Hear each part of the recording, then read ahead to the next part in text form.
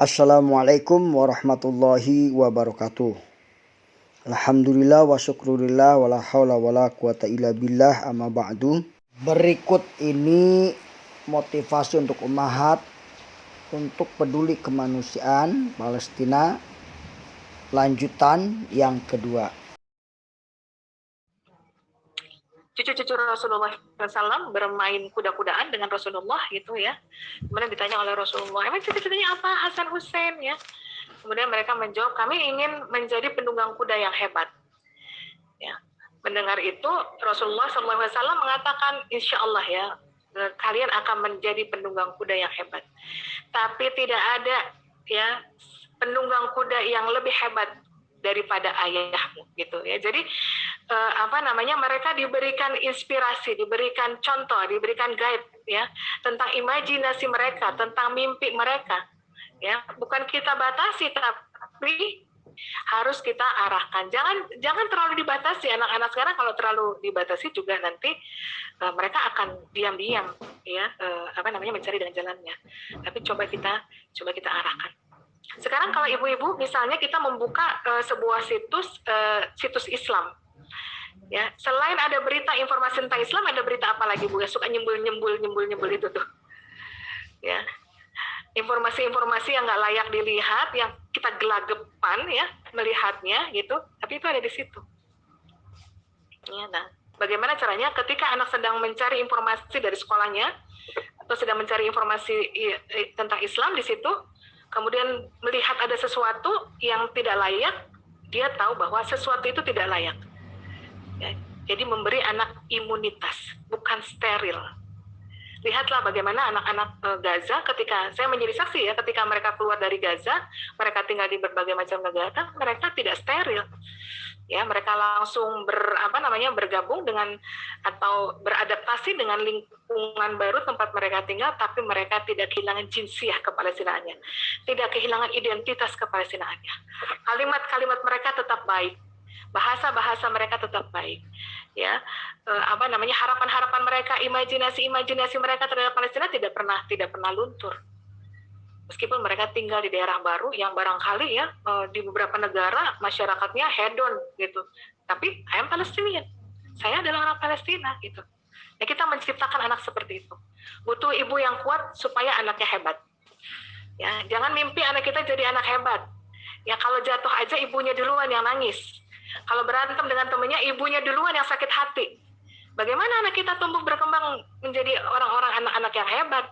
Ya, kalau mental ibunya seperti itu.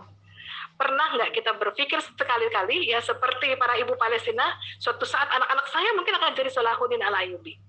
Jadi ketika kita kasih makan ya kepada anak kita nih lagi nyuapin, saya sedang memberi makan seorang calon presiden. Saya sedang memberi makan seorang calon menteri.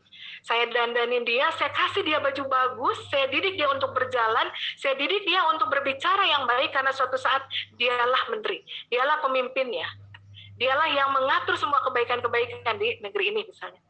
Kan harus punya message seperti itu para ummahat, seperti para ibu-ibu di Palestina. Ya, memang ibu-ibu di Palestina sayang, nggak gitu ya, nggak kayak kita ya sayang, soleh, cantik, nggak gitu sih memang ya.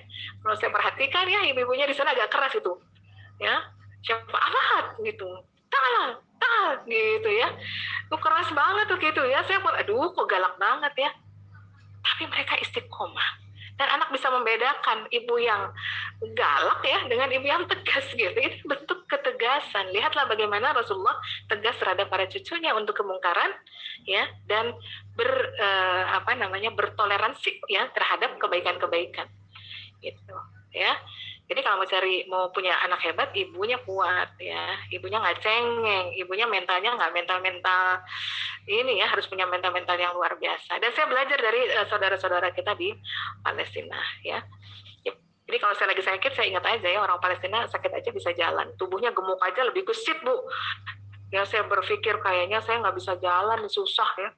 Begitu saya lihat ada ibu-ibu lebih gemuk ya daripada kita perempuan Indonesia, tapi jalan dari satu bukit ke bukit lain ya dengan sepatu yang atau sandal yang apa adanya, lebih gesit daripada saya. Makannya cuma makan roti, nggak makan ayam, nggak makan daging kayak kita, ya nggak makan oncom juga kayak kita, ya. Jadi itu luar biasa ya, mahat. silakan Mbak Laili. Ya, Masya Allah ya Ustazah. Jadi tadi yang Ustazah bilang, mendidik anak itu bukan disterilisasi gitu ya, tapi menguatkan imunitas ya Ustazah. Nah ini ada satu pertanyaan kembali dari Mbak Prita yang raise hand. Mbak Prita, ya, selamat dulu Mbak, silakan Mbak. Assalamualaikum warahmatullahi wabarakatuh. Waalaikumsalam warahmatullahi. Izin bertanya Ustaz, tapi mau menyampaikan terima kasih atas sharingnya Ustazah. Saya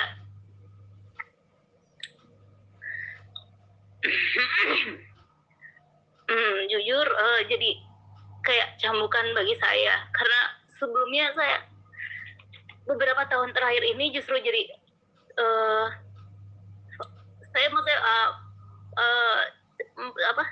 sebelumnya cukup mengikuti perkembangan tentang yang Palestina dan negara-negara Islam lainnya. Cuma beberapa tahun terakhir ini kayaknya saya malah fokusnya itu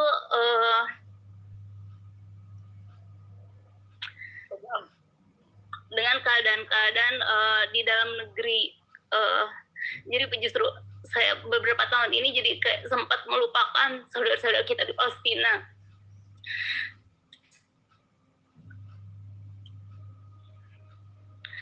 Dan di Zoom ini jadi kayak cambukan banget Ustazah, karena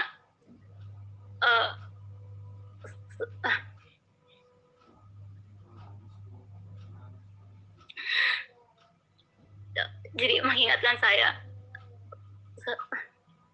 sempat melupakan saudara-saudara kita di Palestina ini.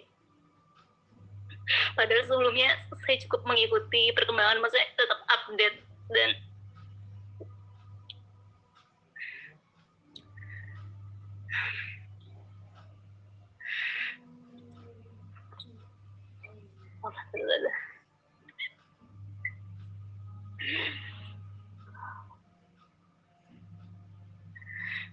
jujur saya baru tahu untuk KNRP ini karena sebelumnya saya update-nya itu kayak dari ACT,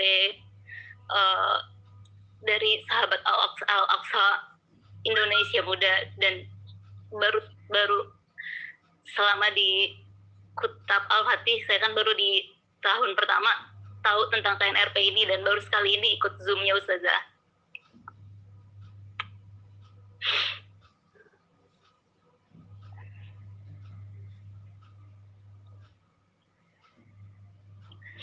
Yang saya mau tanyakan,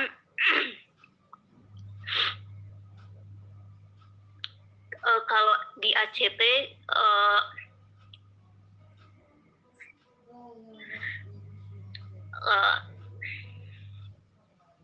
saya mau tanyakan di KNRP ini fokusnya untuk bantuan yang Palestina itu seperti apa Ustazah? Dan untuk yang Ustazah ceritakan tadi itu, kebetulan saya agak terlambat masuk join Zoom-nya ini. Update yang Ustazah sampaikan itu di Gaza, hanya di Gaza saja atau di bagian lain dari Palestina-nya Ustazah? Dan yang mau saya tanyakan juga, apakah kondisi yang saudara-saudara kita di Palestina itu merata seperti itu atau hanya di wilayah-wilayah tertentu saja Ustazah? Dan Jazakillah khair. Assalamualaikum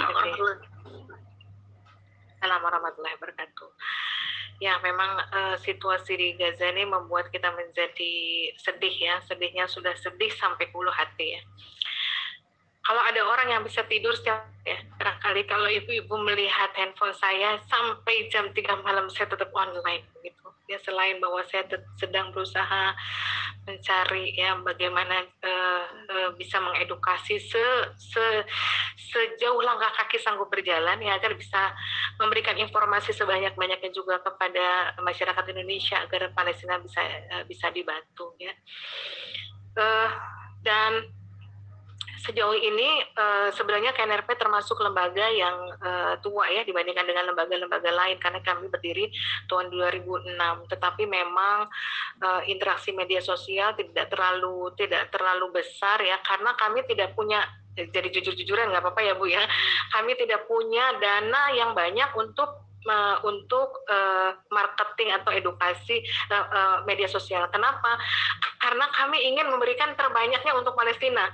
Ya, biaya-biaya iklan itu mahal, Bu. Ya, biaya-biaya karyawan mahal. Ya, Bu Ustazah Aziza Rahma tahu ya seperti apa gitu. Kita berhemat di kantor-kantor kita gitu. Kalau AC nggak usah nyala, ya nggak usah nyala. Kalau nggak usah beli makanan, ya nggak usah beli makanan gitu ya. Bahkan di kantor pusat, di kamar mandinya misalnya, ya di atas kerannya dituliskan, mohon maaf ya, kita harus hemat air, di Palestina tidak ada air gitu ya. Jadi mohon maaf, matikan listrik, di Palestina nggak ada listrik. Jadi kita coba memberikan yang terbanyak ya, yang bisa kita berikan untuk saudara-saudara kita di Palestina, dan dengan biaya yang operasional yang kecil, sehingga itu yang menjadi salah satu penyebab barangkali tidak banyak orang yang mengetahui tentang KNRP. Tetapi tahun 2020 kemarin sampai akhir Januari 2021, KNRP dikatakan bahwa menjadi pemberi bantuan terbesar ya di Indonesia ya. Itu akibat kita saking berhematnya ya, mengetatkan ikat pinggang. Nah, apa yang sudah kita berikan, seperti saya katakan bahwa Palestina ini sebuah negara yang mayoritas penduduknya tidak tinggal di Palestina saja, ya, tetapi di Libanon, di Yordan, di Suriah, di Turki, ya, ada di Mesir, ya, ada di Malaysia, ada di Indonesia. Nah, mereka-mereka yang tinggal di negara-negara tersebut juga menjadi penerima manfaat ya dari bantuan kita. Jadi kita nggak hanya mengurus mereka yang ada di kawasan West Bank atau Gaza saja, tapi kita juga mengirimkan bantuan ke Libanon, ke Yordan, ke Suriah, ke Turki, ke Mesir, ke Malaysia tadi ya, juga kepada mereka yang ada di Indonesia. Ya, kenapa? Karena memang semuanya adalah orang Palestina. Dan kalau Indonesia punya negara yang jelas, wilayah yang jelas, pemerintahan yang jelas, orang-orang Palestina nggak punya pemerintah yang jelas, nggak punya wilayah yang jelas, rakyatnya tercerabut gitu. Jadi mereka dan itu bertahun-tahun. Saya juga di Salimah misalnya, saya kalau lagi memberikan bantuan bencana alam di Indonesia, kita akan berikan bantuan kepada mereka-mereka yang terkena musibah, dan biasanya 2 minggu 3 minggu tercovery, semuanya selesai. Ya, bantuannya banyak, surplus, bahkan kadang bertumpuk-tumpuk tuh. Tapi di Palestina bantuannya nggak seperti itu. Apalagi dalam masa corona seperti ini. Ya, jadi biasanya kami pergi ya, kita pergi ini dalam 4 waktu ya kalau tidak terjadi corona ya.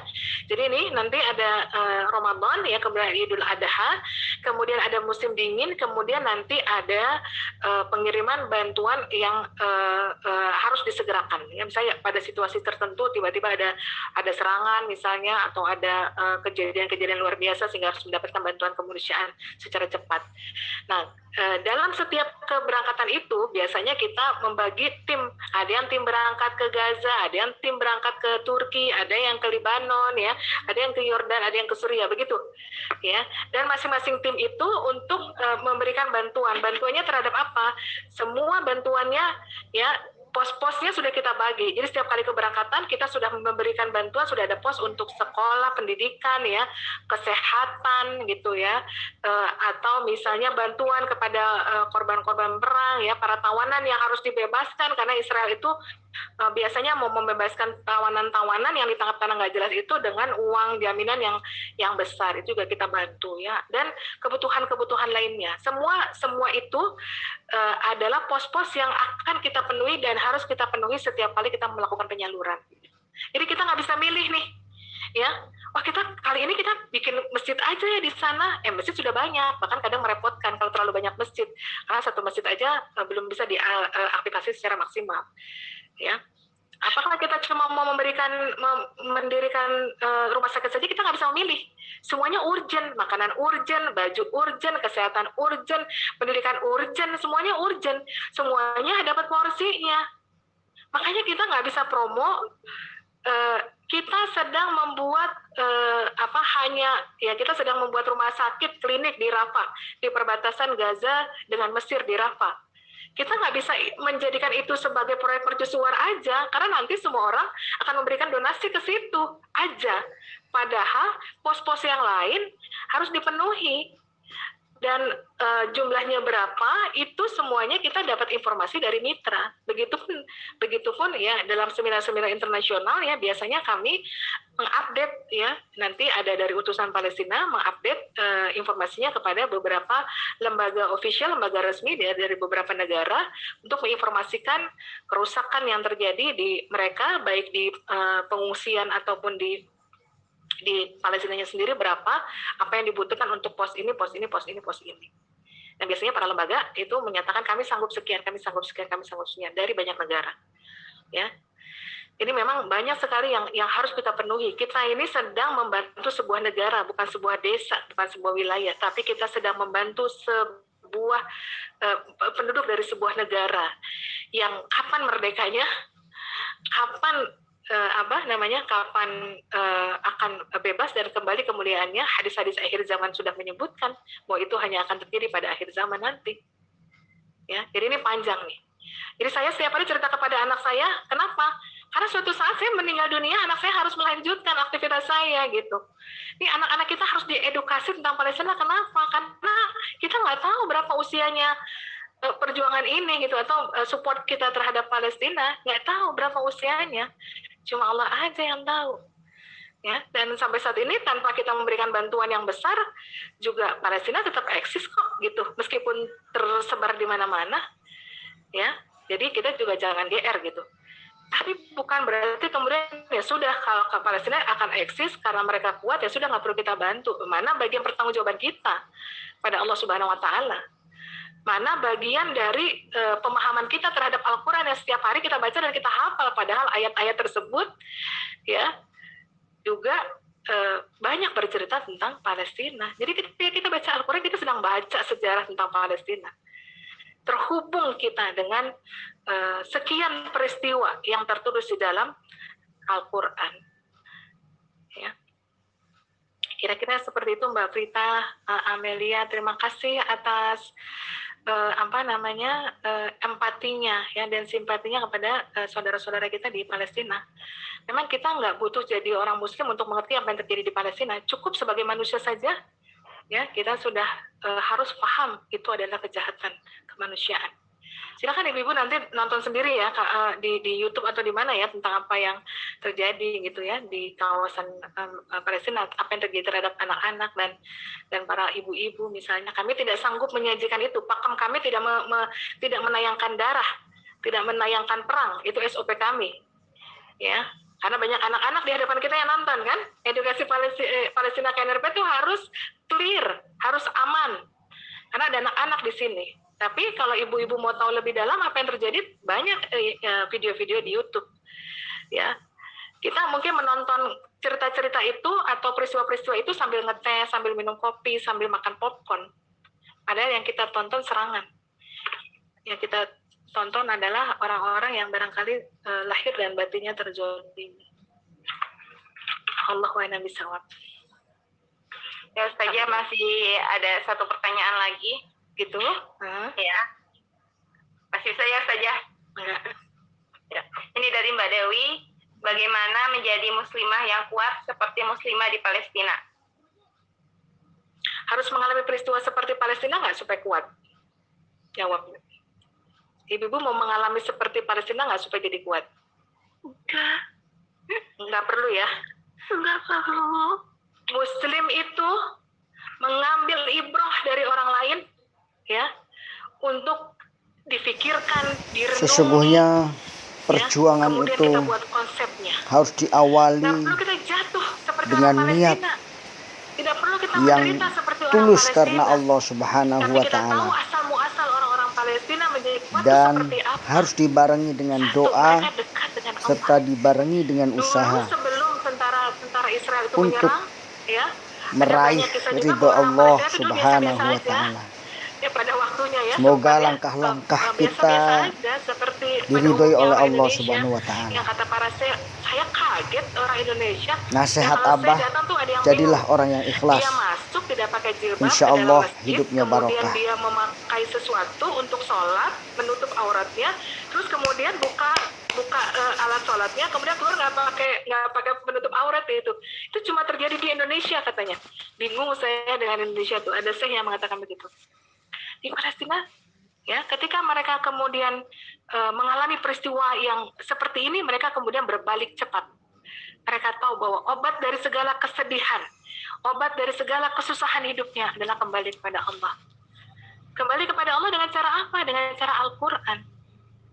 Ya, Al-Qurannya bukan cuma sekedar dibaca, bukan cuma sekedar dihafal, tapi ditelaah, dikaji, diaplikasikan. Ibu-ibu ketika musim ketika musim salju kemarin, musim dingin kemarin, mereka harus wudhu di tengah salju yang dingin sekali. Saya bilang antum ya, kalau misalnya mau berwudhu itu udah dapat rukhsah loh ya, karena dingin sekali. Kata mereka tidak, kami tetap menggunakan air sedingin apapun, kami tetap menggunakan tadi untuk melangkah ya di atas salju itu, untuk ke masjid, untuk sholat subuh berjamaah. Perempuan juga seperti itu. Kami akan tetap berada di sini, kami akan tetap membantu suami-suami kami, membesarkan anak-anak kami. Anak buat kami dalam makan itu biasa. Yang nggak biasa, yang darurat bagi kami ketika kehilangan keimanan kami, kehilangan keyakinan kami, kehilangan harapan kami. Maka kami juga tidak punya harapan selesai hidup kami. Makanya ketika saya bilang mohon maaf ya, saya nggak bisa bantu seperti dulu, kita nggak bisa bantu seperti dulu. Ini kamu sakit ya. Gitu ya, dalam bahasa Arab ya. Cintanya sakit. Orang yang imannya sehat, dia yakin bahwa ada pertolongan Allah. Ya, meskipun pertolongan Allah itu ada di ujungnya. Ketika kita sudah hancur lebur, sudah capek, ya sudah letih, ada pertolongan Allah nanti di ujungnya. Nanti ada kajian ya Bu Azizah Rahma ya tentang hal-hal seperti ini ya. Bagaimana Allah itu hadir di tengah kehidupan kita. Kalau kita sudah seperti itu, insya Allah kita kuat. Kalau kita sudah bergantung kepada langit, nggak ada permasalahan bumi yang akan kita khawatirkan. Bumi itu rendah, ya. Bumi itu cuma segini, yang sejauh mata memandang. Langit itu luas. Kita bergantung kepada yang maha kaya, yang maha tinggi, yang maha kuat. Dan keyakinan seperti itu harus teruji. Untuk bisa sampai kepada level makom mahalah seperti itu harus teruji. Makanya saya selalu mengajak ibu-ibu untuk jadi ibu-ibu yang kuat. Ya, saling support kepada suaminya, ya, support kepada anaknya, bersama terus. Umat Islam tuh jangan gontok-gontokan, beda fikih sedikit rame gitu ya. Karena saya di tim penanggulangan radikalisme, terorisme dan ekstremisme di Tangsel ya. Terus saya selalu berharap umat Islam ayo dong jadi satu biar isu itu nggak ke kita. Gitu ya. Ayo dong umat Islam perbaiki lisannya, perbaiki pola dakwahnya sehingga nggak menjadi bulan-bulanan gitu. Capek kan kita jadi bulan-bulanan, yang nyerang siapa, yang dituduh siapa. Ya, kita harus memperbaiki diri kita. Jangan lemah, jangan cengeng gitu ya. Dan tetap berpegang teguh kepada tali din Allah. Wa'tasimu bihablillahi jami'ah wa la tafarruq. Ya, berpegang teguhlah kamu semuanya kepada tali din Allah. Wa la tafarruq. Jangan bercerai-berai. Ketemu sama ibu-ibu sharing. Begitu ketemu, ini bukan kita lagi ngomongin keluarga kita. Ya, demikian motivasi kedua. Kita lanjutkan kepada motivasi ketiga. Insyaallah barokah.